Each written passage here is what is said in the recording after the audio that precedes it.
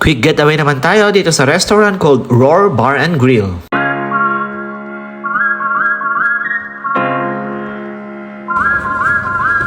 Group date na naman ito kaya siguradong mapapalaban na naman tayo sa masasarap na pagkain. Katabi ng restaurant ay isang malawak na playground, a very good strategy especially kapag may mga kasama kayong kids to keep them busy habang nag-aantay ng pagkain. At heto na nga ang ating mga in-order na talaga namang nakakatakam. At wag na kayo magtaka mga kabaks, talagang walang rice dito. Medyo mahirap mag-adjust sa una pero masasanay ka rin pag palagi mong ginagawa.